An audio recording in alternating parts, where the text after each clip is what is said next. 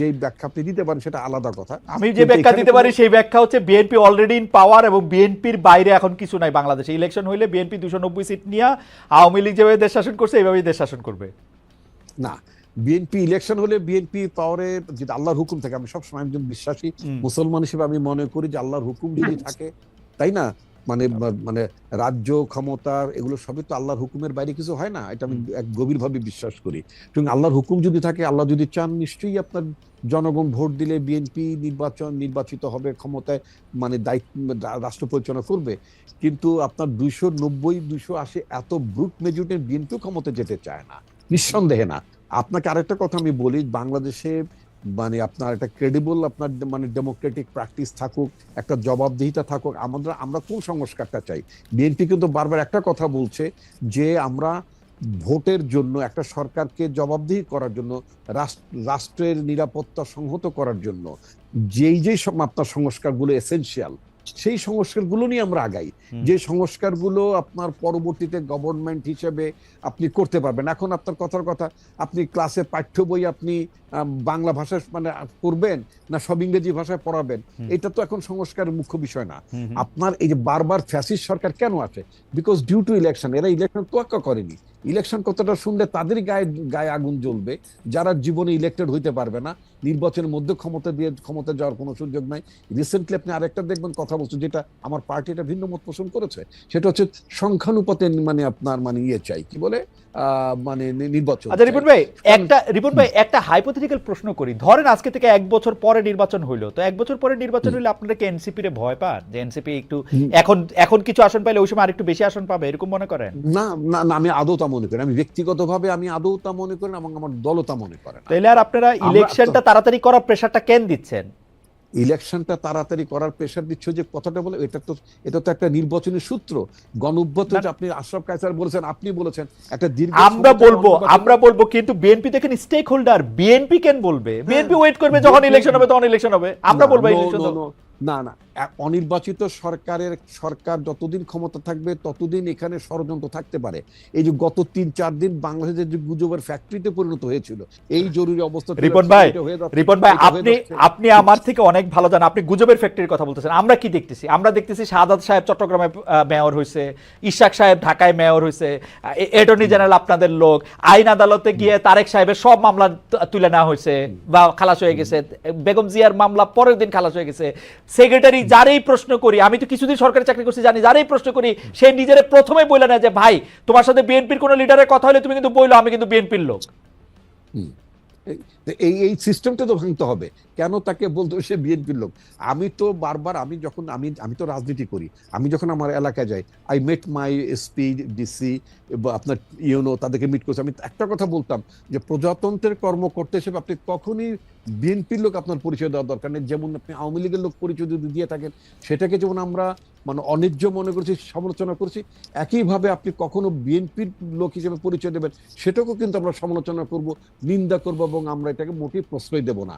আপনার প্রজাতন্ত্রের মানে কর্মকর্তা থাকুন, তাতে বরং আপনি রেসপেক্ট পাবেন। আপনার পোশাকের মর্যাদা, আমি পুলিশ অফিসারকে বলেছি, আপনার পোশাকটাকে তো আমরা শ্রদ্ধা করতে চাই, আপনাকে কোনো বিশেষ অনুগত। রিপন ভাই আপনারা যখন এখন আপনাদের মানে ঢাকার বাইরে যান, তখন পুলিশের কর্তার বা প্রশাসনিক কর্তার ব্যবহার আপনাদের প্রতি অনেক পাল্টাইছে না? আমার যেহেতু আগে প্রশাসনের কর্মকর্তাদের সাথে আমার মিট করার কোনো সুযোগ ছিল না, কারণ তারা আপনাকে খুঁজতো রাষ্ট্রীয় অতিথিশালায় নেওয়ার জন্য। তবে বর্তমানে আমি আমার নিজ জেলার কথা বলতে পারি, নিজের স্বাভাবিক আমার এলাকার আইন শৃঙ্খলা পরিস্থিতির কথা বলেন, হ্যাঁ, আমি নানা কারণে যখন আমি বলি তাদেরকে স্ট্রেট কাট বলি যে আমাদের দলের তরফ থেকে, এবং এটাও বলেছে যে আমার দলের কোনো কর্মী যদি দলের পরিচয় দিয়ে, কোনো লোক যদি আমার দলের পরিচয় দিয়ে যদি কোনো অন্যায়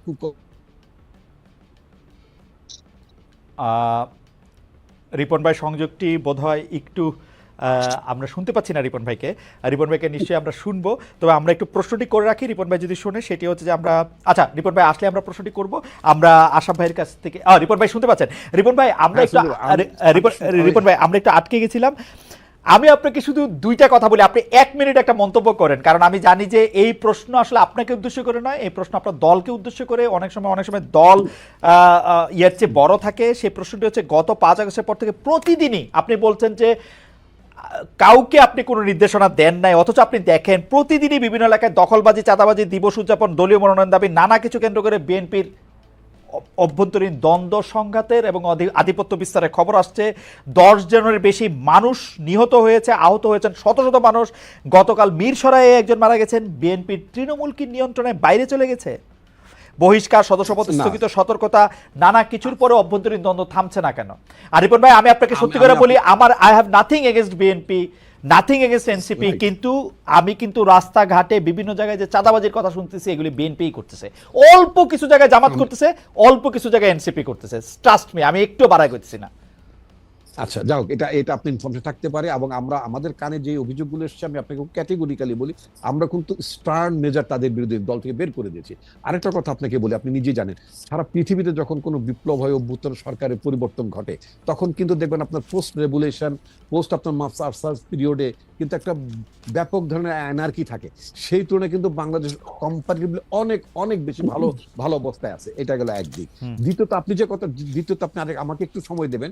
দ্বিতীয়ত আপনি একটা কথা বলেছেন, এই যে বিএনপি একেবারে ক্ষমতার দ্বার প্রান্তে, ক্ষমতায় এসে যাচ্ছে ইত্যাদি ইত্যাদি যে কথাগুলো বললেন, এটা গ্রামের নানা জায়গায় মানুষের মধ্যে, কর্মীদের মধ্যে, নেতাদের মধ্যে এই ধরনের ফিলিংস থাকতে পারে। ফলে অনেকেই মনে করছে যে আমার দল তো ক্ষমতায় আসছে, সুতরাং আমি এখন যদি মানে দলের কোনো জায়গাতে বিচ্যুত হয়ে যায়, পথ থেকে হারিয়ে যায়, তাদের মধ্যে একটা ক্ষোভ যে কিছু কিছু জায়গায় যে আপনার বিভেদ বিরোধ হয়েছে, সেটা কিন্তু মানে অস্বীকার করবো না, হয়েছে।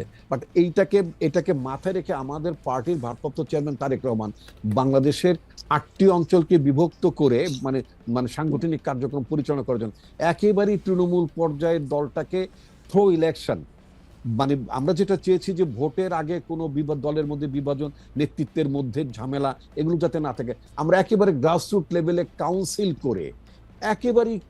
করে আমরা নেতৃত্ব নির্বাচন করছি, একেবারে ভোটের মধ্য থেকে। আমরা কাউকে চাপিয়েও দিচ্ছি না। এইটা আমি তো নিজে মানে আপনার ফরিদপুর, গ্রেটার ফরিদপুর একটা জায়গা আছে,